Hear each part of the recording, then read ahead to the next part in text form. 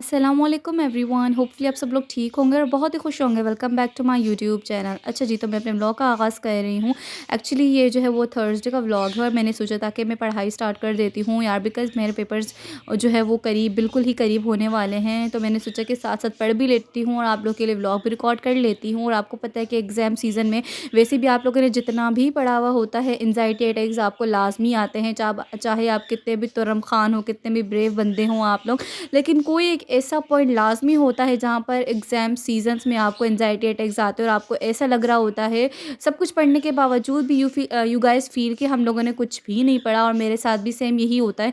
मुझे रात में एंग्ज़ायटी अटैक्स आते हैं कभी-कभार, फिर मैं खुद को काम डाउन करती हूँ कि नहीं, अल्लाह पाक है, अल्लाह पाक सब बेहतर करेंगे और तुमने कायनात इतना पढ़ा हुआ है, कुछ भी नहीं होगा, इंशाल्लाह जो भी होगा बेहतर ही होगा। और यहाँ पर मैं पढ़ भी रही थी साथ-साथ, और कभी मुझे जो है वो प्यास फ़ील हो रही थी तो मैं पानी पीने के लिए उठ कर जा रही थी, कभी मुझे सर्दी फ़ील हो रही थी तो मैंने जो है वो स्वेटर वगैरह वेयर कर लिया था। तो बस यही चलता रहता है एग्ज़ाम्स में। और आप लोग बताइए गाइज़ कि आप लोग किस तरीके से स्टडी करते हो, और अगर आप लोगों ने मेरी स्टडी टिप्स वाली वीडियो नहीं देखी तो मैं लिंक आपको इस वीडियो के डिस्क्रिप्शन बॉक्स में प्रोवाइड कर दूँगी, आप लोग जाकर वो देख सकते हैं। मेरे लिए तो वो टिप्स एंड ट्रिक्स जो है वो बहुत ही फ़ायदेमंद साबित हुए हैं। अगर आप लोग देखो, अगर आप लोग के लिए भी फ़ायदेमंद साबित हो सकते हैं तो ये मेरे लिए खुशी की बात है कि मुझसे जो है वो किसी को कुछ फ़ायदा हुआ, किसी को कुछ सीखने को मिला। और मैंने सोचा था कि रोटेशंस के लास्ट डे का व्लॉग भी आप लोग के लिए रिकॉर्ड कर लिया जाएगा। और 18 डेट को जो है हमारा लास्ट डे था, वो लिखा हुआ था हमारे टाइम टेबल में।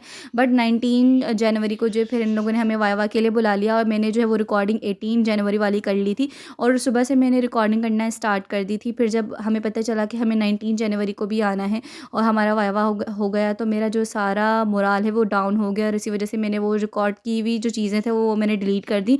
और फिर इसके अलावा मैंने जो है वो कुछ भी रिकॉर्ड नहीं किया, बस एक रील रिकॉर्ड की थी जो कि आप लोगों ने इंस्टाग्राम पर देख ली होगी। और काफ़ी टाइम स्टडी करने के बाद मैंने सोचा कि यार देख तो लूँ घर में क्या हो रहा है, बिकॉज़ मैं अकेले अपने रूम में बैठी स्टडी कर रही थी और मुझे किसी चीज़ का कुछ पता नहीं था कि घर में क्या हो रहा है, क्या पक रहा है। तो मैंने आकर देखा कि फ़रहान और कोमल जो है वो टीवी भी देख रहे थे। कोमल साथ साथ पापा का कुछ काम भी कर रही थी और पापा के ऑफिस का काम भी कर रही थी। पापा जो है ना वो अपना कुछ काम जो भी लिखने वाला थोड़ा बहुत सा काम होता है वो हमें दे देते हैं, बिकॉज़ वो कहते हैं कि बेटा आपको हर काम आना चाहिए, आपको हर चीज़ के बारे में नॉलेज होनी चाहिए कि किस तरीके से क्या-क्या काम करना है। और इसके बाद आपको मैं मिलाती हूँ अपने मियाँ मिट्ठू से, जिसकी वॉइस जो है वो उस टाइम भी बोल रहा था मम्मा मम्मा पापा मियाँ, जिस तरीके से वो बातें करता है, लेकिन मैंने म्यूट कर दी बिकॉज़ से काफ़ी सारा शोर आ रहा था, दैट्स व्हाई। उसके बाद आप लोग देख सकते हैं हमारे वजीज़ को, जो कि बिल्कुल ही नन्हे-मुन्ने से बच्चे थे, पापा ने इनकी कॉलोनी बनाई हुई थी, लेकिन अब माशाल्लाह से ये बड़े हो चुके हैं। तो बहुत ही प्यारे लग रहे थे, सब एक साथ बैठे हुए थे और बहुत ही क्यूट लग रहे थे। और इसके अलावा मामा जो है वो सिलेंडर पर खाना पका रही थी, बिकॉज़ हमारे यहाँ गैस का बहुत ही ज़्यादा इशू होता है। और यहाँ पर मामा चावलों की रोटी पका रही हैं, जिसकी भी मैंने रेसिपी जो है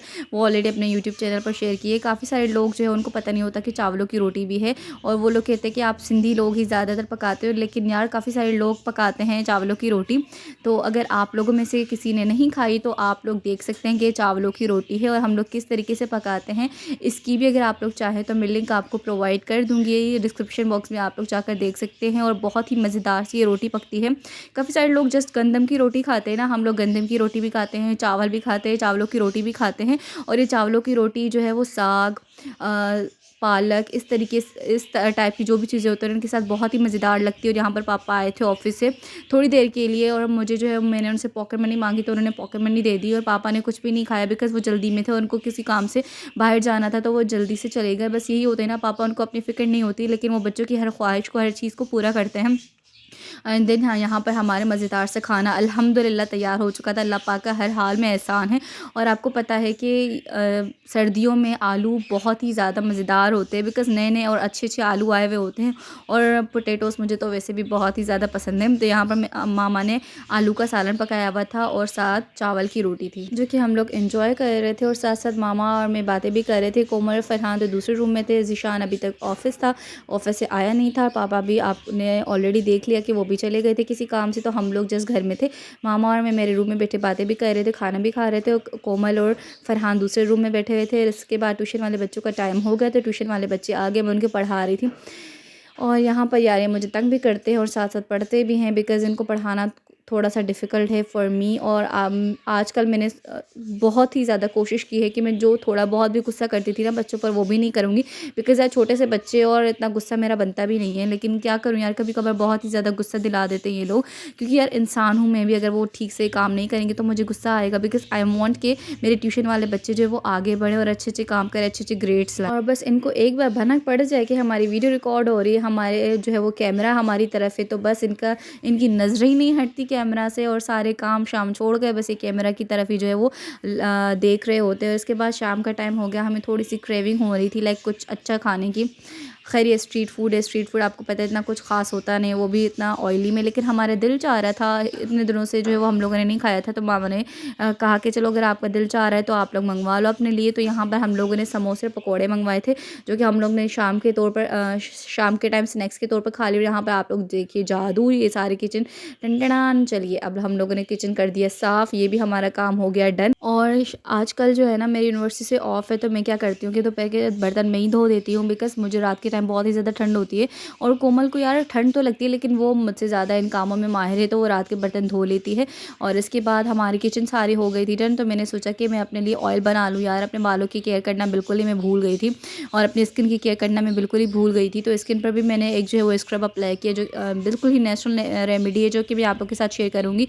यहाँ पर ऑयल की रेसिपी भी मैं आप लोग के साथ ऑलरेडी मेरे यूट्यूब चैनल पे रहा है, आप लोग जाकर देख सकते हैं। और इसके अलावा कोमल जो है वो नहाकर यहाँ पर आ रही थी शाम के टाइम, बहुत ही उसको ठंड फील हो रही थी और मैं उसको तंग कर रही थी। वो कह रही थी बाजी मुझे तंग ना करें, मुझे ऑलरेडी बहुत ही ज़्यादा सर्दी लगी हुई है। और यहाँ पर हमारा ऑयल बनकर हो चुका है तैयार। और यहाँ पर मेरी जो है वो मोबाइल मैंने सोचा कि चार्जिंग पर भी लगा दूँगी, लेकिन उससे पहले मैंने सोचा कि एक क्लिप है जो कि आप लोग के साथ शेयर कर दूँ। दिन ये है, रात का टाइम तकरीबन रात के 11:30 पौने 12 बज रहे होंगे, सारे लोग सो रहे हैं। कोमल देखिए आप लोग किस तरीके से बिल्कुल ही अपने गरम-गरम बिस्तर में सो रही है। सिर्फ़ हमारे रूम की लाइट चल रही है, बाकी सारे घर की लाइट्स बंद हैं, क्योंकि रात का टाइम है, हर कोई सो रहा है। मैंने सोचा कि थोड़ा-सा मैं पढ़ लूँ, बिकॉज़ मुझे लगा कि जो दिन में मैंने पढ़ा था वो मेरे लिए इनफ़ नहीं था, और आपको पता है कि हम लोग चाहे जितना भी पढ़ लें हमें वो इनफ़ नहीं लगता। और नेक्स्ट लंच का टाइम है, मुझे मेरा जो है वो लंच करने का दिल बिल्कुल भी नहीं चाह रहा था, तो मैंने सोचा कि मैं मैगी मंगवा कर वो खा लेती हूँ। तो गाइज़ ये है मेरा आज का बिल्कुल ही चुना-मुना सा व्लॉग, होपफुली आपको पसंद आया होगा। Do remember me and my family in your prayers. हमारे चैनल को सब्सक्राइब करें, वीडियो को लाइक, कमेंट और शेयर करें। अल्लाह हाफ़िज़।